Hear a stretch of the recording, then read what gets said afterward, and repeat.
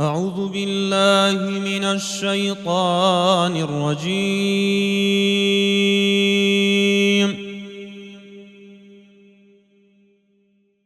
بسم الله الرحمن الرحيم.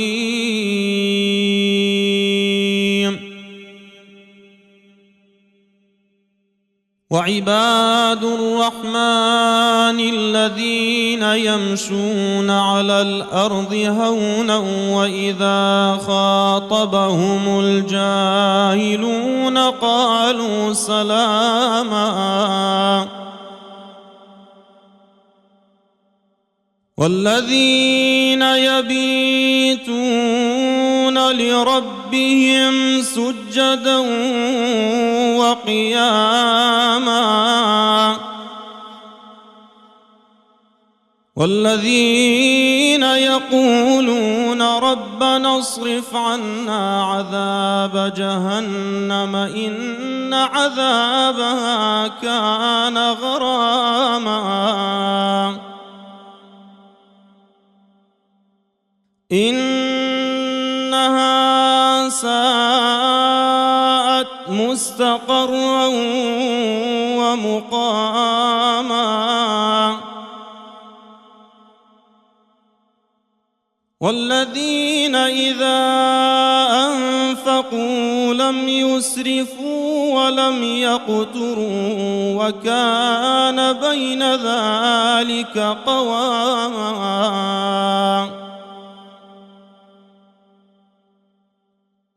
والذين لا يدعون مع الله إلها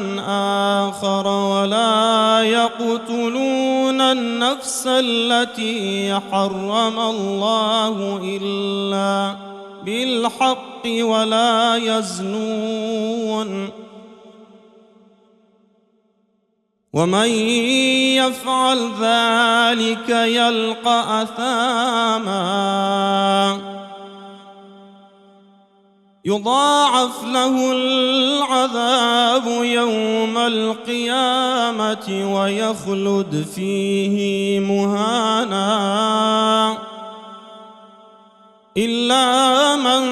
تاب وآمن وعمل عملا صالحا فأولئك يبدل الله سيئاتهم حسنات وكان الله غفورا رحيما. صدق الله العظيم. بسم الله الرحمن الرحيم. سپاس و ستایشی بێپایان بۆ رب العالمین، صلوات و درود و ڕەحەمات لەسەر جانی پێغەمبەری پێشەوای مرۆڤایەتی محەممەد المستەفا صلى الله عليه وسلم. ڕێز و ڕەحمەت و گەورەی و شکۆ بۆ سەحابەکان و یارانی رسول الله صلى الله عليه وسلم، وسلام و ڕەحمەتی خوای پەروەردیگاریش لە ئێوەی بەڕێز و خۆشەویست بێت. بینەران و بیسەران، خۆشحاڵ و بەختەوەرم لەو ئەڵقەیەش لە بەرنامەی پەیامی دڵان بە ئێوەی بەڕێز و خۆشەویست گەیشتمەوە. میوانی ئەو جارەی بەرنامەم کۆمەڵێک مامۆستای بەڕێز و قەدرگران و مامۆستایانی بەشکۆن بە خێراتنی گەرمیان دەکەم و پێیان دەڵێم ئەسەلام عەلەیکم وەڕەحمەتوڵڵاهی وبەڕەکاتوه. بەڕێزان و خۆشەویستان، تەوەرە و بابەت و باسی ئەو بەرنامەیەمان باز لە تاوان و گوناه و لێککەوتەکانیەتی. ئایا بزانین تاوان و گوناه پێناسەی زمانەوانی و پێناسەی مستەڵەحی شەرعی بە چ شێوازێک باس کراوە؟ ئایا لە قورئان و فەرموودەی چۆن باس لە گوناه و تاوان کراوە؟ ئایا جۆرەکانی گوناه چین؟ و ئایا هەر کۆمەلگایەک ئەگەر گوناه و تاوانی کەوتە ناو سەرنجامی چی دەبێت؟ وە کۆمەڵێک پرسیاری تر لەو بەرنامەیە لەگەڵمان بن. سەرەتای پرسیارەکەم ئاڕاستەی بەڕێز مامۆستا ڕزگار بێراوەیی دەکەم. دەڵێم جەنابی مامۆستا، پرسیار لەوە دەکەین ئایا پێناسەی گوناه و تاوان لە زاراوە و هەروەها لە ئیستیلاحی شەرعیدا چۆن هاتووە؟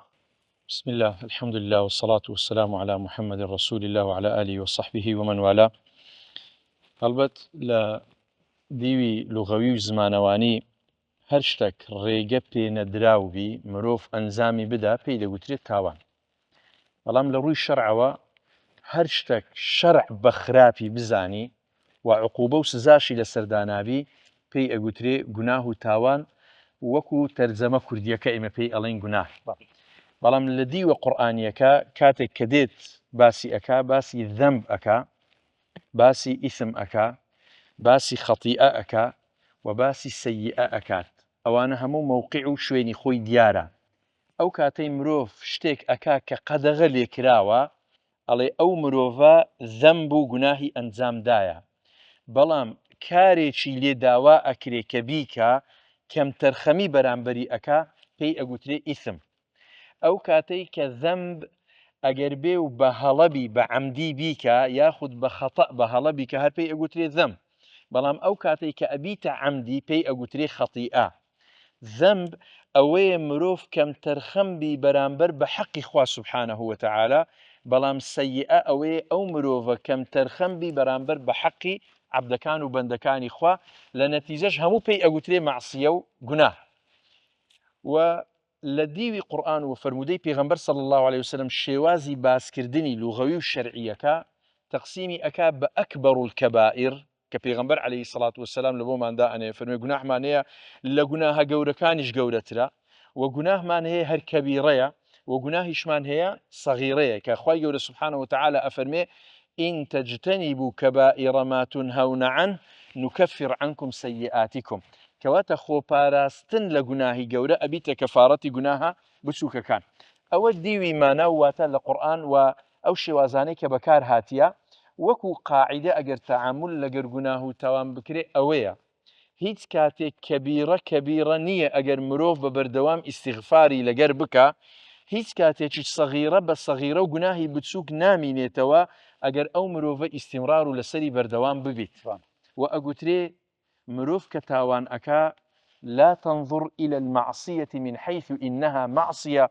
ولكن انظر إلى المعصية في حق من تعصي مرۆڤ بزانی کە گوناه ئەکا بزانی بەرامبەر بەچێ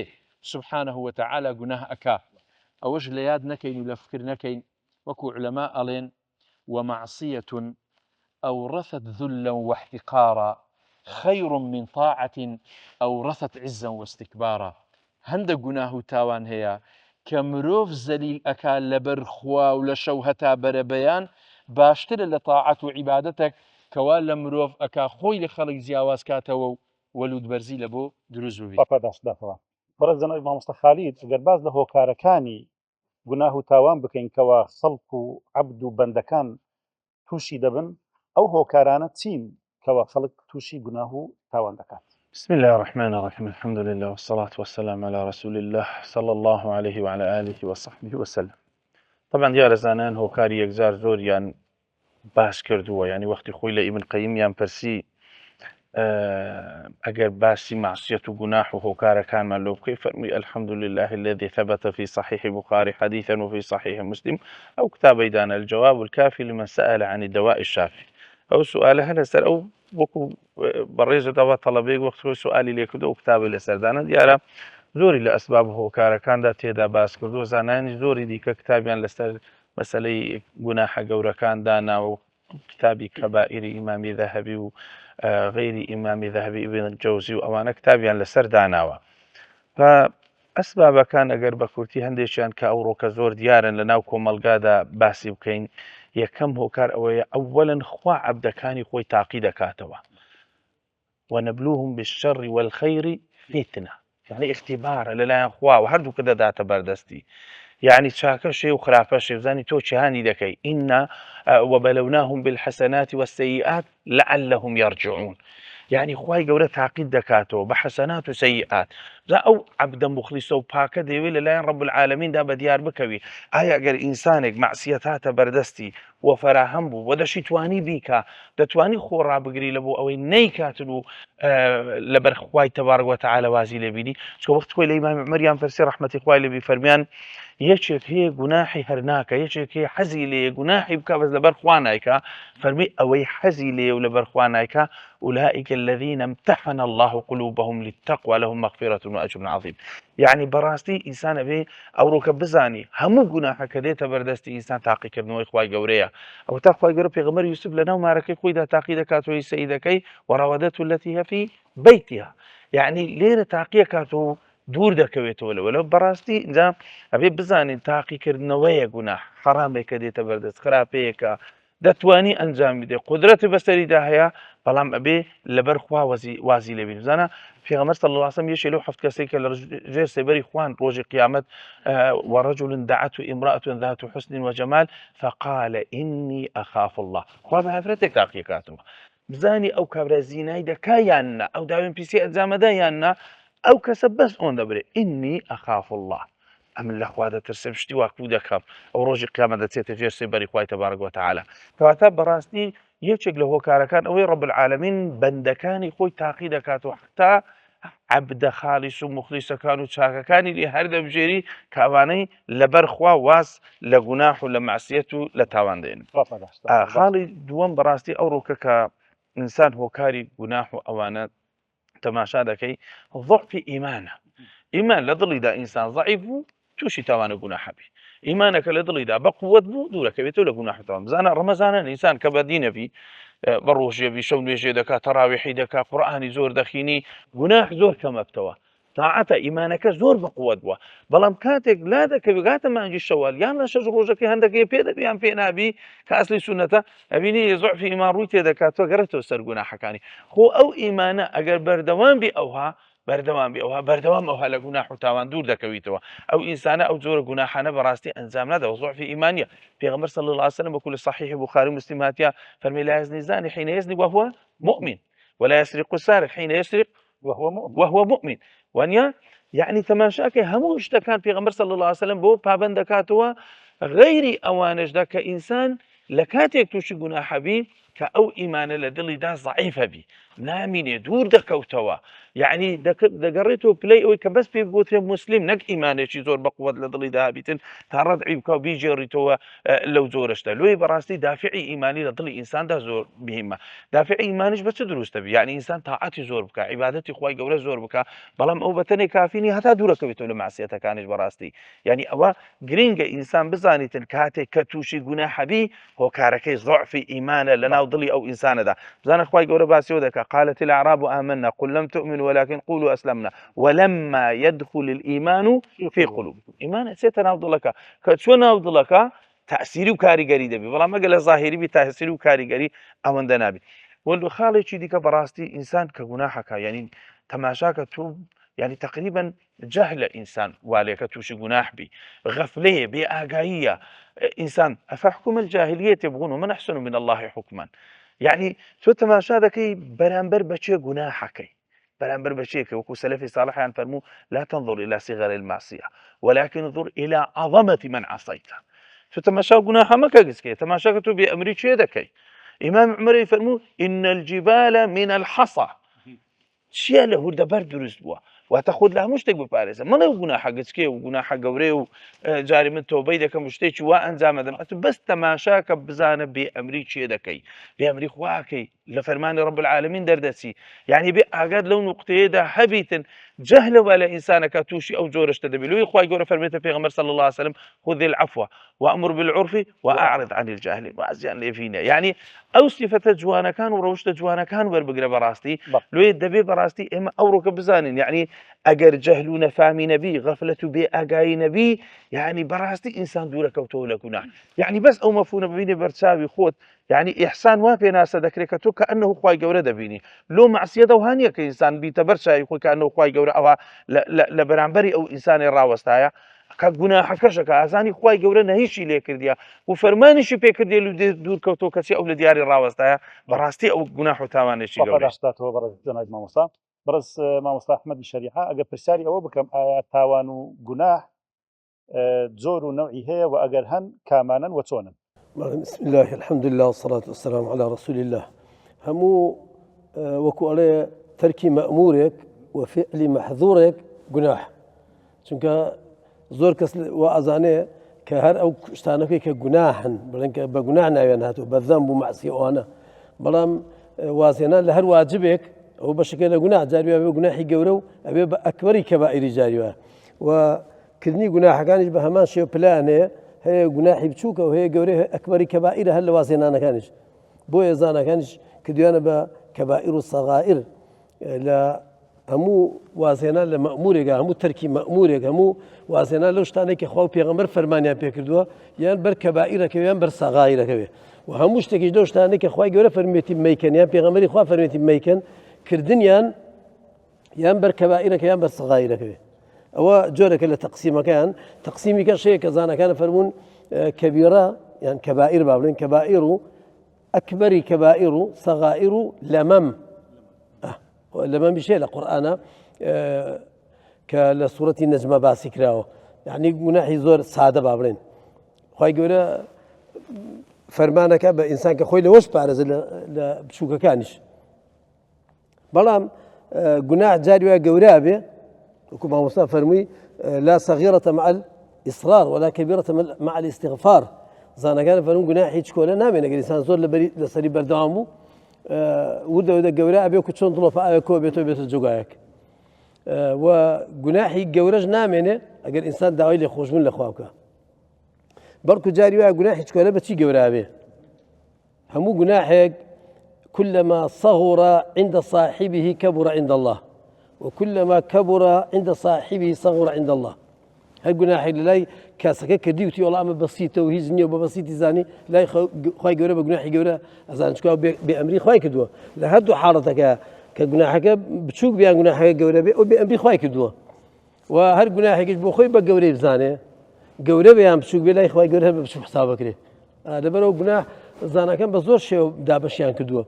ابن القيم الجوزي رحمة الله عليه فرمي ملكي هي شيطاني هي سبوعي هي بهيمي هي مثلا معناه كان كي كومر جناح قلتو كإنسان هيك بلان بقشتي على القيامة إنسان سيد دواويني هي سيد جر جناح هي كإنسان يسمى محاسبة كده ابن القيم الجوزي فرمي خوي يقول ميا كوكاتو لس سيد جورا أو سيد ديوانه كان لا يغفروا ليخوشبوني نية وما يشرك بالله إن الله لا يغفر أن يشرك إن الله لا يغفر أن يشرك به ويغفر ما دون ذلك لمن يشاء ومن يشرك بالله فقد حرم الله على الجنة أو ليخوجبون إن الشركة إن الشرك لظلم عظيم أو الشرك وبابتي شرك كفر مو أشتانك لجر كفر الشرك أخوانا بالنوانه أو جناح قبل كان ودوميان لا يتركوا بهيش خواي قبل وازيلنا يعني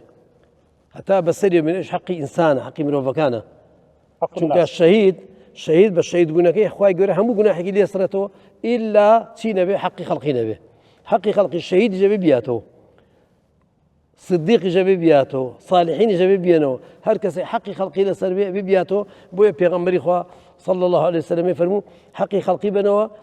قبل أن يأتي يوم لا دينار ولا درهم بيجي الروج بدينار ودرهم نبيه إصابة دينار ودرهم سبحان الله قلاب كان إصابة شبر قردنم آزاك إصابة قردني آزاك بلام روجة يدي دينار ودرهم ينايعو نيجو روجية به بينو روجي بيته نيجو روجو كد بكرك نيجونا حكي أو خنسته وسيمشان أويك وكون تحت مشيئة الله خواي يقول بيا لي خوج بيا لي خوج نابه مثلا نيجي فوتان دوا روجي فوتان دوا إبادة كان كم ترخمي كدوا لما أمور كان لا محظورة كان بعض جناحي كردوا گوناحی کردو ئەگەر تۆبەشی لێ نەکردبێ ئەوگە تۆبەی لێ کردبێ خوا لێ خۆش بووە تۆبەی ڕاست ئەگەر تۆبەشی لێ نەکردبێ ئەکەوێتە بەر مەشیئەتی خوای گەورە ئین شاء غفر له ئین شاء عذبه ئەگەر خوای گەورە بیە خۆی بەویستی خۆیەتی لێ خۆش بێ وەکو ئەوەی کە ئەو کەسایان هێنا پێغەمبەری خوا صلی الله علیه وسلم کە پێکەنی فەرمووی پێغەمبەری خوا بەچی پێکەنی فەرمووی عەبدێگەن لە قیامەتە خوای گەورە فەرمێ ئەعرضوا عليه الصغائر الذنوب یان صغار ذنوبه گوناح حشکۆلەکانی پیشامن کابرا گوناحی گەورەشی زۆرە بەس بچووکەکانی پیشامن لێرە هیچ کاغەز و شتاراوە لە قیامەتە کابرا پێی سەیرە بێ خوای گەورە فەرمێ هەموو گوناح بچووکەکانی بۆکەن بە گوناحی بۆ خێری بچووک گوناحی بچووک بە خێری بچووک بۆ یەکەن کە ئەبینێ خوای گەورە ئەوەنە بەڕەحمە بۆیە حتا بەعزێ لە زانەکان فەرمیانە ئەم کابرایە تا ئەو کاتە بۆی دەرنەکەوتە خوا ئەوەنە بەڕەحمە کە بینی گوناح بچووکەکانی بۆ کردووە بە خێری بچووک تێسا ئەگە گوناحە گەورەکانیان بیر بێنمەوە بیریان بێنمەوە بۆ مەکەن بە خێری گەورە لەبەرەوە هاواری کرد بناو صاحب محشراتي خويا من جناحي جورا من بباسي الناكن أفرمي خوي جورا بيكني ومن ضحك الله له فلا حساب عليه هو مختصر ديار بابتك يدور ليش بزكاتك استفدنا لايكاك ملا بدران قصيدة من فيش كذا فرمي برنامي بياني بما أي براجال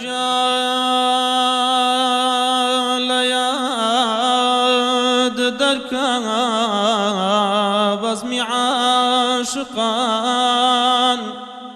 أمزار ورا سر ذكري يا رحمن تازة زينتي دنيا لدى السوء ميخر يادد عمرك يبيشو خرماني عمرت معلوم بابردي أم سرختي بيس أوابي كردي أي براجع روج وشودايم ذكري خداك ترشي زينة حبي دنياك سازدكان تركب خوينا بقري لداخ عمرك يفوتا سفر أكام عزيزانم سفر مشاي سفرنا برو مكاي كعبة الله برو شاري رسول الله أخ سفرك بو أو شاراي يقرأ إلي نازل بوا دتم زياراتي أو شاراي طلع البادر وتوا سفر أكام تالتاوان درون باق بكاماوان لخز مدرا وزين ازدارت فرميشي تساو نصر ماوا لخز مدرا وزين ازدارت فرميشي تساو نصر ماوا دێمۆلای بەڕێز مامۆستا یونس باویانی باز لە گوناه و تاوان لە قورئانی پیرۆز و لە سنەت و حەدیثی رسول الله صلی الله عليه وسلم چۆن باس کراوە و بەتایبەت ئەگەر باس لەو ئاەتە بکەین والذين إذا فعلوا فاحشة أو ظلموا أنفسهم ذكروا الله فاستغفروا لذنوبهم يعني أو فرمایشتەی پێغەمبەری خوا صلی الله عليه وسلم لو لم تذنبوا لذهب الله بكم ولجاء بقوم يذنبون فيستغفرون الله فيغفر لهم چۆن جەنابان لەو ئاەت و فەرمایشتەیە تێدەگەن. بسم الله الحمد لله والصلاة والسلام على رسول الله محمد وعلى آله وصحبه ومن والاه. سپاس بۆ خوا بەناوی خوددا. هەڵبەت قورئانی پیرۆز و سنەتی نەبەوی پێغەمبەری ئازیزمان صلى الله عليه وسلم خۆی لە واقعدا بۆ ئەوە هاتوون کە ڕێنمایی مرۆڤەکان بکەن و ئاشنایان بکەن بەوە کە چی ئیطاعەی خوددایە وەچی سەرپێچیە بەرامبەر خوای پەروەردگار جەل جەلاله و هەردووکیان ئەو ڕاستیمان بۆ دووپات ئەکەنەوە کە مرۆڤی موسڵمانیان بە شێوازێکی گشتی هەر کارێک کەوا سەرپێچی فەرمانی پەروەردگار بێ شکاندنی فەرمانی پەروەردگار بێ یان سنوور بەزاندن بێ ومە یەتەعەدە حودود الله کە خوددا سنووری خۆی هەن هەر ئەو سنوورانەکە ببەزێنێ ئینسان دەکەوێتە نێو گوناه و تاوان و سەرپێچی. لە سەرەتا لە سوورەتی ئەلبەقەرە خوای پەروەردگار پێمان ئەفەرمێ لا يكلف الله نفسا إلا وسعها لها ما كسبت وعليها ما اكتسبت. يعني پێمان ئەڵێ ئێمە لە بەردەم دوو ڕیانێک داین، یان ئەوەیە کارێک ئەنجام ئەدەین بە سوود ئەشکێتەوە بۆ خۆمان بۆ ژینمان بۆ دنیا و قیامەتمان، یان بە پێچەوانەوە تووشی زیانمان ئەکا لێپرسینەوەی قیامەتمان ئەکا پەنا بەخوا تووڕەبوونی خودامان ئەکا، چونکە دەرەنجامی تاوان و سەرپێچی غەزەبی خوددایە پەنا بەخوا بۆ مرۆڤەکان خوا بمان پارێزی. پەروەردگار پێمان ئەڵێ لە قورئانە ئەبێ ئێمە هەموو جۆرەکانی تاوان پشتیان تێ بکەین وازیان لێبێنین، نەک جۆرێکی دیاری کراوە ئەوەی کە لەگەڵ زەوق و سەلیقە و تەبیعەتمان دەگونجێ دێتەوە وەذەڕوو ظاهر الإثم وباطنه بەشێکی زۆر لە مسلمانان ڕەنگە لە هەندێک گوناهی تاوانی ئاشکرا زۆر پاکن زۆر خۆیان پاک پێشان دەن بەڵام لە واقعدا لە کاتێک کە ئەگا بە قۆناخی خەلوە لە حاڵەتێکی تەنهایی تەنها خۆ و خوای هەن لێرەوە سنووری خوا ئەبەزێنێ پەنا بەخوا تووشی گوناه و تاوان ئەبێ کەم لێرە ماڵوێرانیەکە دەست پێ ئەکات بە تایبەتی لە ڕۆژگاری ئێستا جۆرێک لە مسلمانێک یا مۆدیلێک لە مسلمانمان بۆ پێیابووە لە ڕووی زاهیرەوە سیمایەوە بەڕاستی تا بڵێ مرۆڤێکی پابندە سنوورەکانی خوا نابەزێنێ بەڵام لە حاڵەتەکانی ترە وەرە لە کاتی معاملەکردنە لە کاتێک خەڵوەتەکە تەنها خوددا ئاگای لێت و لە حاڵەتەکانی ترابینێ سنوورەکان تەواو ئەبەزێنێ بۆیە پەروەردگار پێمان ئەڵێ هەموو جۆرە تاوانێک ئەبێ ئینسان ئەوەی ئیثمە هەرچی جنسی ئیثمە تاوانە گوناها ئینسانە بێ وازی لێ بێنێ جا ظاهیر بێ یان باتین بێ دیار بێ یان پەنهان بێ لە حاڵەتی پەنهانی بێ یان لە حاڵەتی ئاشکرایی بێتن تەنانەت پێغەمبەری ئازیزمان صلی الله عليه وسلم کە وەصفی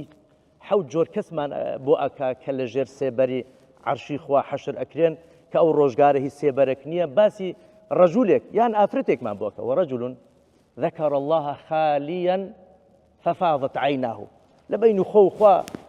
ذكري خواك فاذكروني أذكركم أو يادي خواك خواش أوي لبير أبي أو لسر دنيا يادي خواك خواش لنيو قورو لجير زمين أوي لياد بيتن ذكري خواك وبشيمان بيتو استغفار دكات أواني كوا زورترين استغفار لدفتري أعمال يعني هي باشترين كسيكن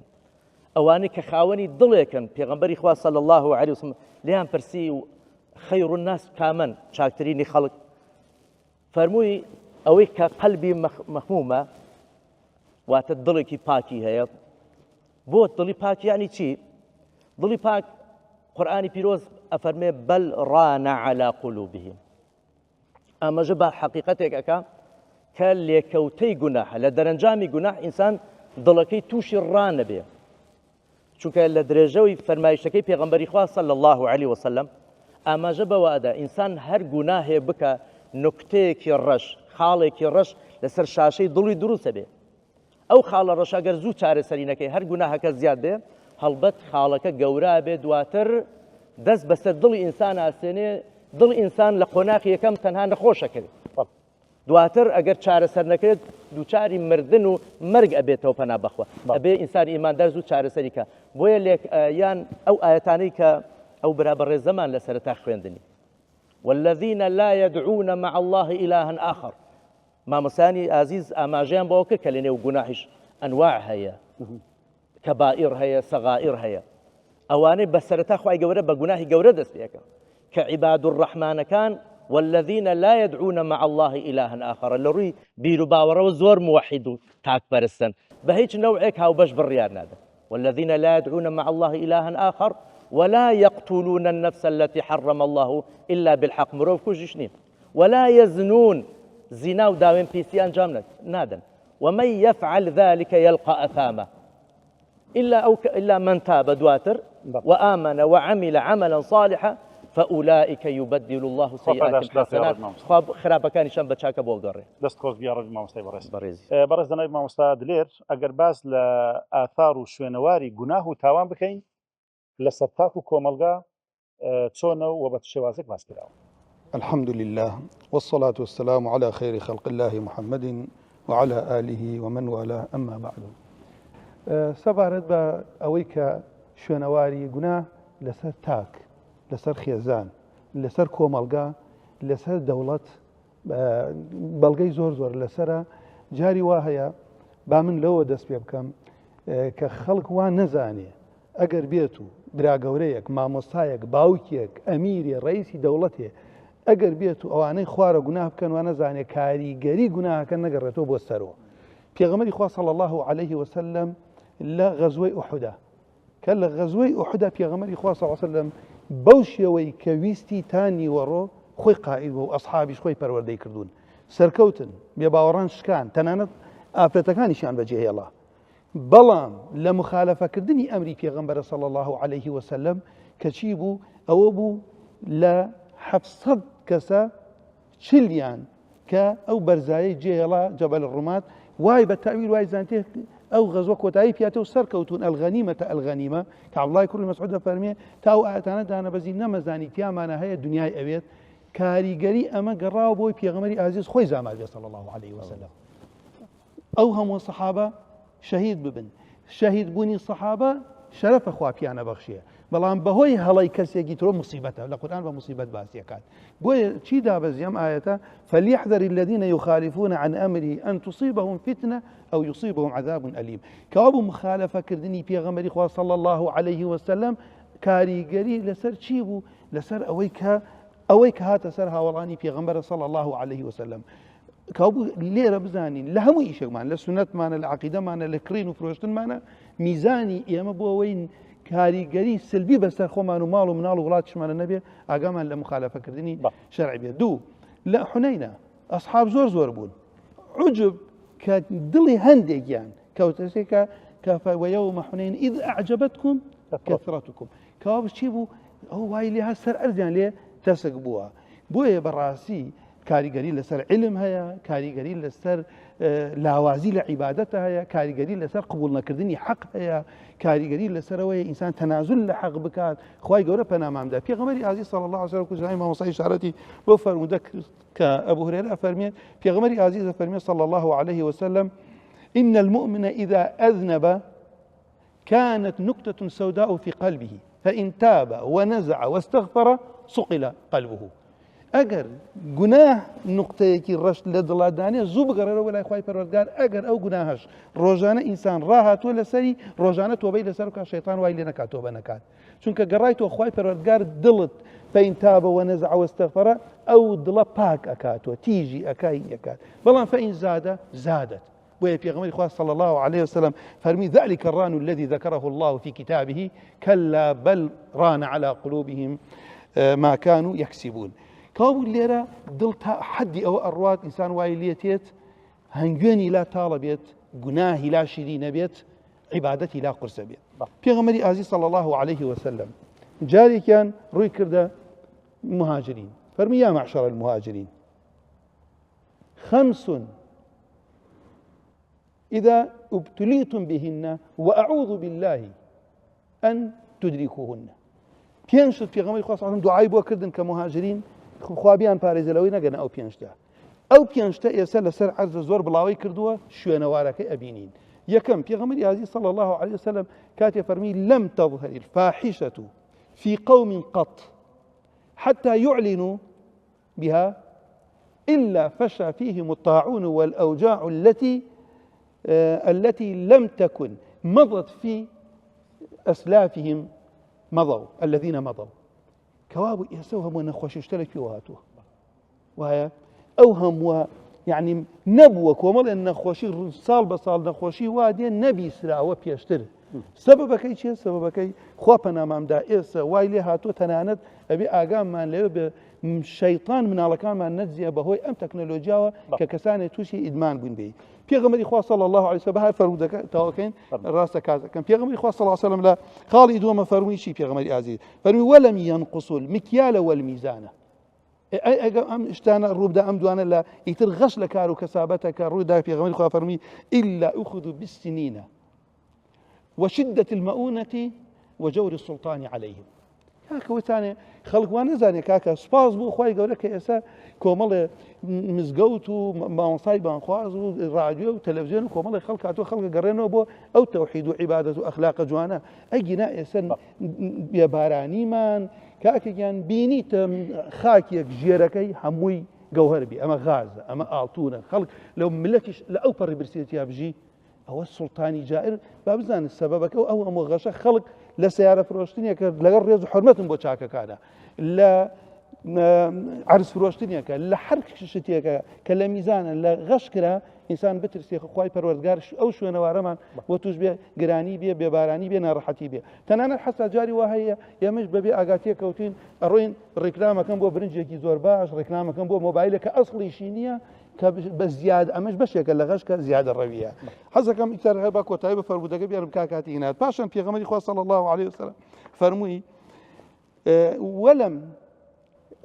فرمودك في ولم يمنعوا زكاة أموالهم الزكاة منع كرا إلا منعوا القطر من السماء ولولا البهائم لم يطروا كاتي خلق زكاتي نداك الزكاة يتروي ليتي فقير لفقيري رزقا لكات فزكاة واشني إنسان زور كرد والله ما 50,000 بدا بموهين يعني زكاة فقير كان خلص ينتو وايليتي أخوي جورا باران ما نقول ناباريني أجر لبر يعني لبركان نبيد ولم ينقضوا عهد الله وعهد رسوله إلا سلط الله عليهم عدوا من غيرهم أما هل علامات نبوته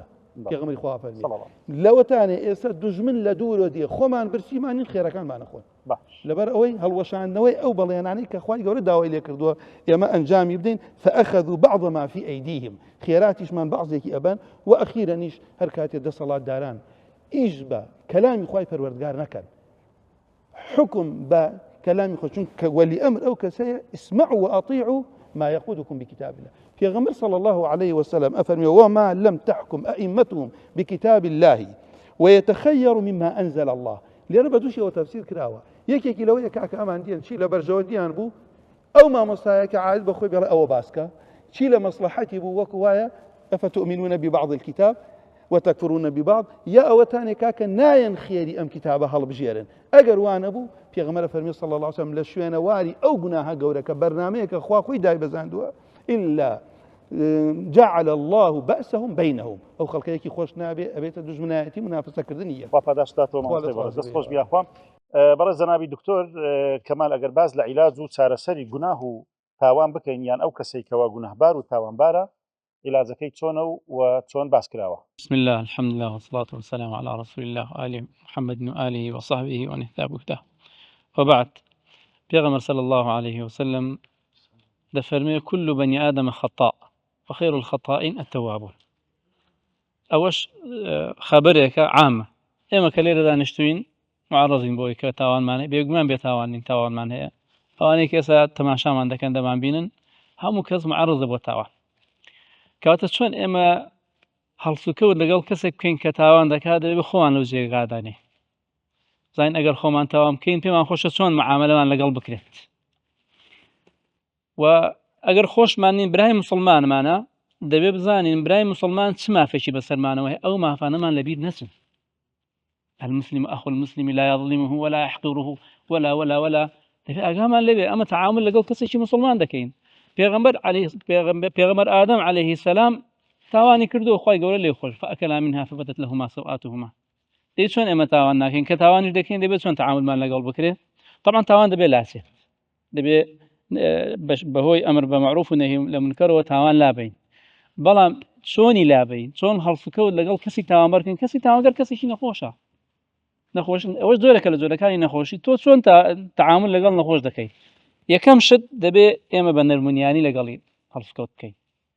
سبحان الله پیغمبر صلى الله عليه وسلم دفرمي ما كانت دفرمي نرمونياني لشتيك دانا وإلا زانه ما كانت الرفق في شيء إلا زانه إلا جواني دكات شيرني دكات كواتا دبل لسرخو بين بطندو تيجيو بنا راحتي لقل كسي تامبر هالفكود نكين اجينا توانكي زياتر دبل گەنجێکە مثلا هات شوێن مزگەوت ناکە کسێکی گەنجە لچکەکەی بۆشاکەکەی وەکو پێویست نییە نابێت بەتون دیش تعامل لەگەڵکەی ڕسووتی لەگەڵکەی پێغەمبەری خوا صلی الله عليه وسلم لەگەڵ کەسی زیناکار تند نەبووە يعني کەسێک بووە هاتووە زینای کردوت ئەی پێغەمبەری خوا أصبت حدا فطهرني ففرمي بقرة ولعلك لمست لعلك قبلت لعلك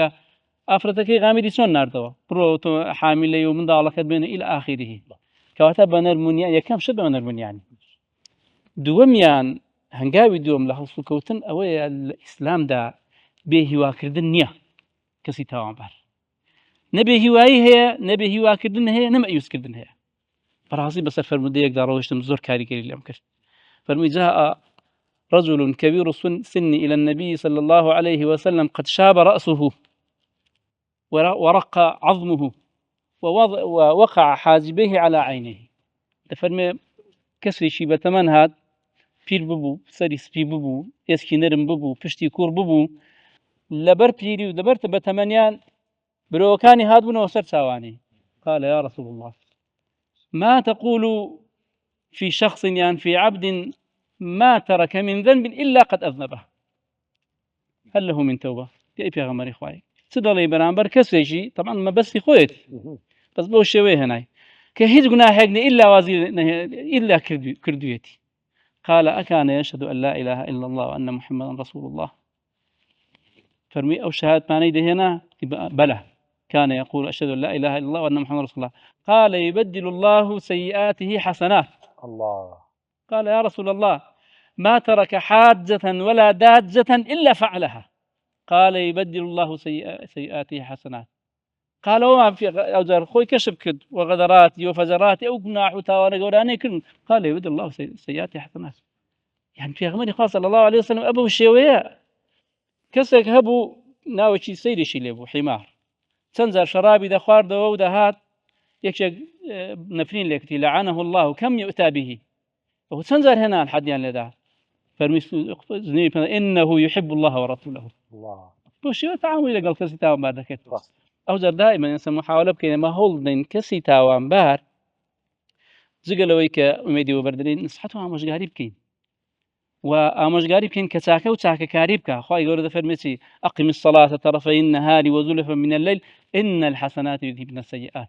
ودائما إما محاولة بكين مناسباتي تايبت بهالور بقرين بوي آمشقاري كسي تاوان بار بكين صار رمضانيا كابرا قدنا وتمزقوت لرمضان دات مزقوتين بهنا لين زابا شوسي خو شرابي دخواتو بوات بون ويجي شرابي خواردتوا بابا فرصته اللي بقرين كسك هي كسي خوشويسي دمري بابي دمري براي دمري دەچین بۆ تعزیەکەی دەچین بۆ ماڵەکەی دوو قسەی خێری بۆ دەکەین بۆ کاریگەریی یەکجار زۆری هەیە بۆ ئەو کەسە بگەڕێتەوە و تەوبە بکات و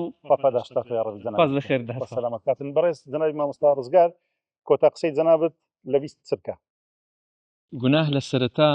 لە دڵ ئەو خاڵە ڕەشە دروست ئەکا لە پاشان ئەوی تەڕان کە دڵەکە ئەگری لە پاشان تەبع ئەوی لەسەری لە پاشان ختم ئەوی لە پاشان قفلی لێ ئەدرێ خوا بمان پارێزی